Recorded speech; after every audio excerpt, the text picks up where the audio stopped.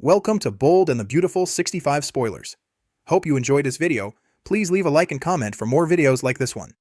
The fallout from Eric's secret is turning into something far more emotional than business. And honestly, I don't think this is just about fashion houses anymore. When Ridge Forrester learns that his father has been designing for Katie's competing line, the reaction isn't quiet disappointment, it's betrayal. Deep, personal betrayal. Ridge has always seen Forrester as legacy, bloodline, and identity rolled into one, and in his mind, Eric stepping outside that legacy feels like abandoning the family name itself. What's striking is how unmoved Ridge appears when Eric tries to explain himself. Eric insists he never agreed to retire, never agreed to fade into the background, and still has creativity burning inside him. But Ridge isn't hearing passion, he's hearing disloyalty. From Ridge's perspective, this isn't an artistic decision, it's a direct attack on the company he fought to protect. I honestly think Ridge feels humiliated more than anything else. The idea that his own father would help a rival venture?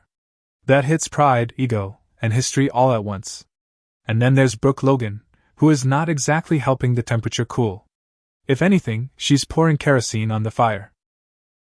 Instead of encouraging Ridge to understand Eric's perspective, Brooke keeps reframing the situation as a betrayal orchestrated by Katie and enabled by Eric. She reminds Ridge that Katie is now a competitor, that lines have been drawn, and that loyalty should be absolute. Every conversation seems to circle back to the same theme: they chose to go against you.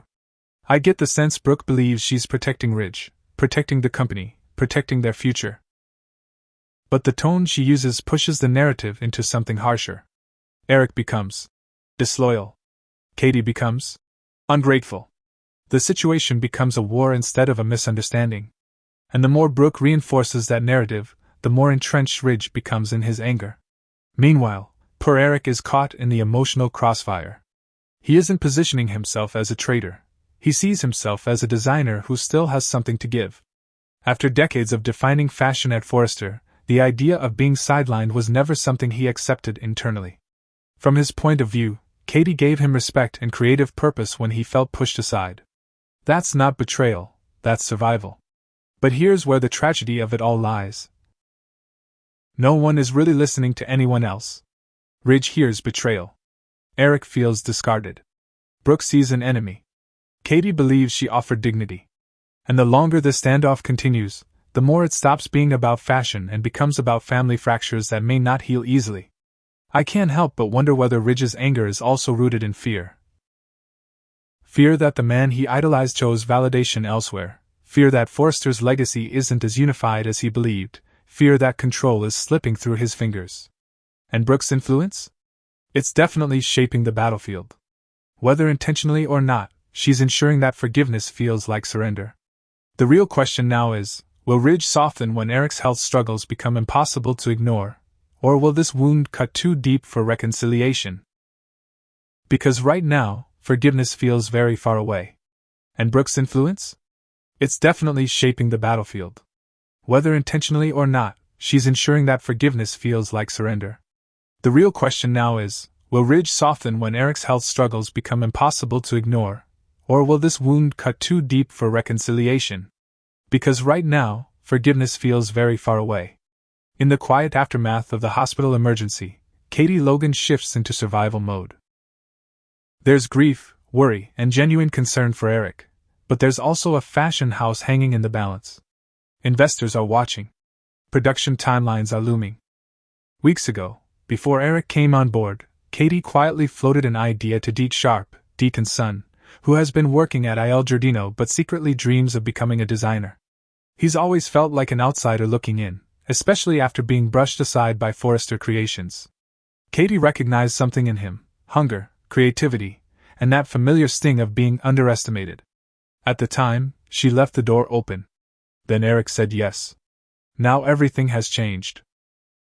With Eric's future uncertain, Katie revisits that unfinished conversation, and suddenly it feels less like a backup plan and more like fate circling back. Deke represents something Eric himself spoke about often: passion over pedigree, talent over legacy. He may not carry the Forrester name, but he carries the drive of someone who has had to fight for every opportunity. I actually think this is where Katie's leadership instincts really show.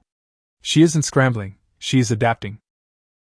Rather than chasing another established designer, she considers building something new, giving a platform to someone who understands rejection and resilience.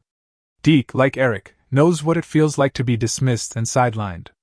That shared outsider perspective could become the emotional backbone of the brand. Of course, this move wouldn't be without ripple effects. Bringing Deacon's son into a rival fashion house would raise eyebrows across Los Angeles. The Forresters could see it as provocation. Brooke might view it as yet another personal betrayal. And Deacon himself could be torn between pride and fear over what stepping into that world might cost his son. But Katie isn't thinking about optics anymore. She's thinking about survival and legacy. She asked Deke weeks ago if he'd be open to the opportunity. She never rescinded the offer. And now, with Eric fighting for his health, that door may be opening wider than ever.